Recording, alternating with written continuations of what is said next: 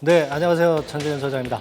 자, 여러분들 그 11월, 12월 달에 신규 상장이 본물을 이루고 있죠. 공모주 청약이 본물을 이루고 있습니다.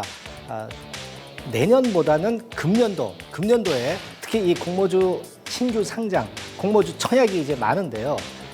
특히 11월, 12월 달에 공모주 청약이 좀 집중돼 있고 상장되는 물량도 많기 때문에 우리가 오늘은 이 부분에 대해서 좀 투자하는 요령을 좀 알아야 되지 않겠나. 네, 그런 차원에서 공모주 투자 요령, 네, 이 부분에 대해서 오늘 시간을 좀 가져보도록 하겠습니다. 자, 먼저 기사를 한번 보겠습니다. 네.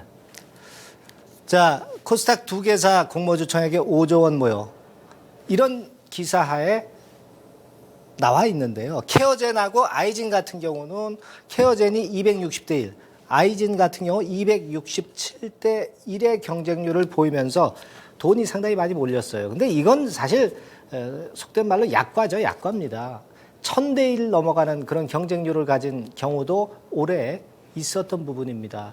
200몇 대 1, 300몇 대 1은 보통 다반사 매번 일어났던 그런 정도의 경쟁률이라고 이제 봐야 되겠고요. 이런 쪽에서 크게 터지고 있지 않습니까? 근데 여러분들 공모주 투자하실 때 제일 좋은 그 수익을 크게 올릴 수 있는 방법은 첫 번째는 뭐예요? 장외 주식을 사면 되죠. 예, 공모되기 전에 장외 주식을 사는 방법이 첫 번째로 있을 수가 있어요. 예, 그러나 물량 잘 안 사지고 언제 상장될지 모르기 때문에 리스크가 크죠. 그다음 두 번째 방법은 뭐 있어요? 공모주 청약에 참가하는 방법이죠. 그렇게 될 경우 이제 수익률은 크죠. 다만 경쟁률이 높기 때문에 여러분들이 손에 쥐는 주식수는 적을 겁니다. 그리고 세 번째 방법은 뭐가 있어요? 바로 장내에 상장되는, 신규 상장되는 이후에 우리가 투자를 하는 겁니다. 오늘은 이 신규 상장이 됐을 때 투자하는 요령, 네, 이 부분에 대해서 말씀을 좀 드리고자 합니다. 물론 하나 또 있죠. 공모주 관련 기업을 알면 그런 지분을 갖고 있는 기업을 사면은 상당히 그 수익을 올릴 수도 있어요. 뭐 그런 방법도 있습니다만은 뭐 위험이 큰 만큼 우리가 수익이 크기 때문에 이런 쪽에 관심을 좀 가져봐야 될 것 같습니다. 자, IPO가 뭐냐 한번 볼까요? 네. 이 주식 공모하는 걸 이제 IPO라고 그러죠. Initial Public Offering이라고 해서 신규 상장을 하는 거예요. 한마디로 말씀드리면 복잡하게 나와 있지만 신규 상장을 하는 거를 유식한 말로 영어로 IPO라고 한다. 네, 이렇게 보시면 되겠고요.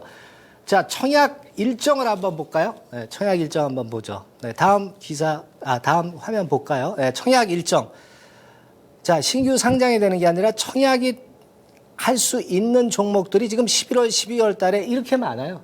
네, 물론 상장이 되기까지는 내년 초까지 이제 걸리겠지만 이 정도로 지금 현재 수익을 올릴 수 있는 거리가 많다 이거예요. 물론 종목 잘 선택이 돼야 되겠지만 자, 다음에 신규 상장 일정을 한번 볼까요? 네, 최근에 공모주 청약해서 상장되는 종목들.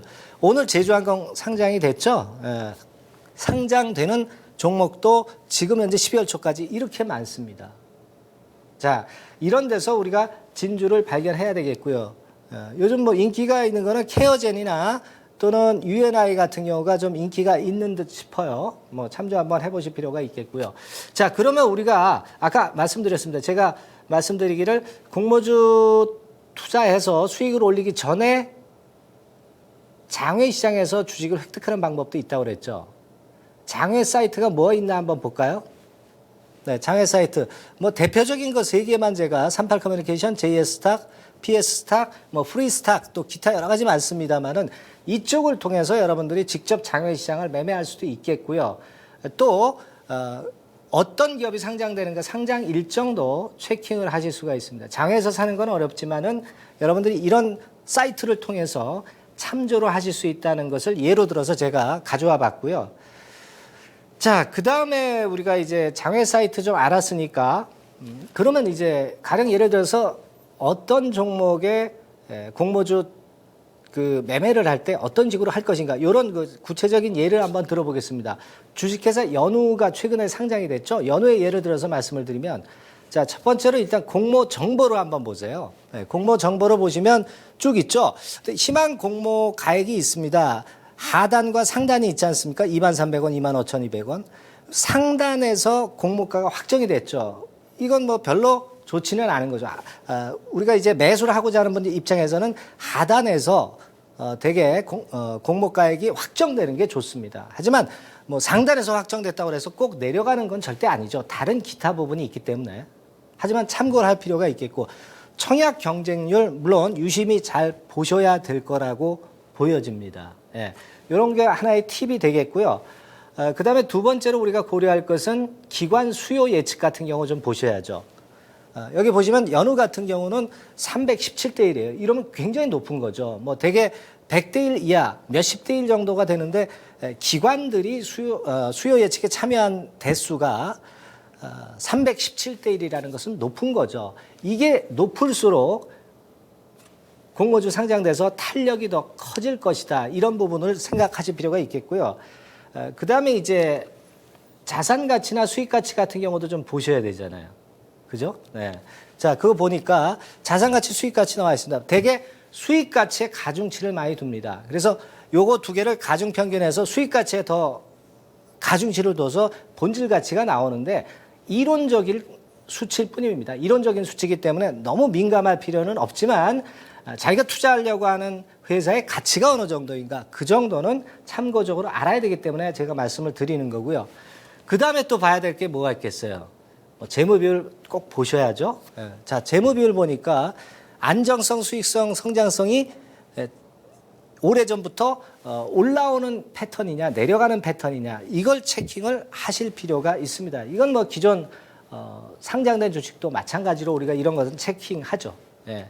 자, 그 다음에 우리가 볼 것이 유통 가능 물량이나 보호예수 해제 물량 뭐 이런 것들 보셔야 됩니다. 여기 보시는 바와 같이 대개 상장된 주식수의 연우 같은 경우는 31%면은 이게 유통 주식수가 많은 건 아니에요. 그러면 주가가 초반에 물량이 안 나오고 좀 탄력이 생길 수 있다. 이런 부분을 아실 수가 있는 부분이기 때문에 이 유통 물량이나 보호예수 물량은 여러분들이 잘 체킹을 하셔야 될 겁니다. 그 다음에 이제 순익 예측해서 그 퍼나 PBR 같은 거 계산을 하셔야 되잖아요. 그죠? 재무제표 보시면 대개 단기 실적이 나와 있죠. 70억 정도 나와 있지 않습니까? 대개 그러면 산술적으로 볼 때 한 140억 정도다. 주식수가 1,100만 주니까 EPS가 한 1,300원, 400원 정도다. 그러면 이게 얼마 갈 것이다. 예측이 가능한 거예요. 그거 보실 필요가 있겠고, 다음으로 여러분들이 보실 것은 상대 가치를 여러분들이 분석을 해야죠. 자, 보세요. 한국콜마나 아모레퍼시픽, LG생활건강이 있다 이거예요. 이런 종목과 비교를 해야죠. 연우 같은 경우는 화장품 용기 아닙니까? 그러면 화장품주보단 퍼가 낮아야 되겠죠. 대개 이 기업들이 대개 한 40배 정도 수준입니다. 금년도 실적 기준으로. 그러면 연우 같은 경우는 30배 정도 가면 많이 가는 겁니다. 이따가 뭐 차트 보면서 말씀드리겠지만 그걸 감안하실 필요가 있다는 거예요. 자, 그리고 상장되기 전날 장외 시세가 있을 거 아니에요. 마감됐던 장외 시세. 예. 그걸 꼭 보셔야 됩니다. 연우 같은 경우는 8만 원대 초반이었는데 실제로는 조금 그 뻥튀기가 됐어요. 그래서 좀 지금은 눌러 앉아 있는 상황이죠. 하지만 마감되는 마지막 날 장외 시세는 여러분들이 체킹하셔야 될 겁니다.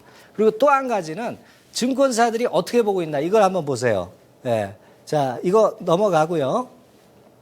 증권사들이 어떻게 보고 있나. 연우 같은 경우 보면은 쭉 나와 있습니다. 뭐 목표가도 나와 있는데 목표가를 되게 안 내는 경우도 많고요. 고저폭을 보세요. 너무 높이 평가, 목표가가 너무 높은 것도 있고 증권사도 있고 너무 낮은 증권사도 있을 거예요. 근데 이 편차가 너무 크면 별로 안 좋아요. 그게 비슷하게 평균적으로 맞아야 됩니다. 참고적으로 하기 때문에 이 부분을 꼭 보셔야 될 거예요. 그렇게 좀 보실 필요가 있습니다. 그래서 실제 연우 같은 경우 차트를 한번 보면은요. 아까 말씀드렸죠. 퍼가 한 30배 정도 가야 되기 때문에 그 수준이 한 4만 원 수준입니다. 그러니까 초반기에 반짝했다가 밀렸잖아요. 더군다나 요즘은 상한가 폭이 30%죠. 그러니까 더 빠른 거예요. 주기가. 급등했다가 내려오는 게 빠른 겁니다. 제가 말씀드린 거를 다 체킹하신 분은 적정한 가격에서 매도가 되셨을 거예요. 그렇게 우리가 체킹을 해볼 필요가 있다는 겁니다. 자, 그럼 요약해서 체크포인트를 한번 제가 말씀드려 볼게요. 네, 체크포인트. 요건 말씀 안 드렸죠. 상장 당시 업황이 어떤가 이거 분명히 보셔야죠. 시장에서 지금 화장품 쪽 업황이 어떤가, 게임 업황이 어떤가 이런 부분이 굉장히 중요합니다. 그리고 유통 물량, 보유서 물량은 말씀드렸죠. 시장 상황도 중요합니다. 그죠? 신규주가 될 만한 상황이냐. 너무 대형주만 치고 오르거나 그래가지고 신규주가 찬밥 신세일 수가 있거든요. 그게 맞아야 돼요. 그리고 마지막 장외 시세 상대 가치. 뭐 이런 것들을 점검을 하신다면은 좋은 종목 집어내실 수 있을 겁니다. 네. 다음 시간에 뵙겠습니다.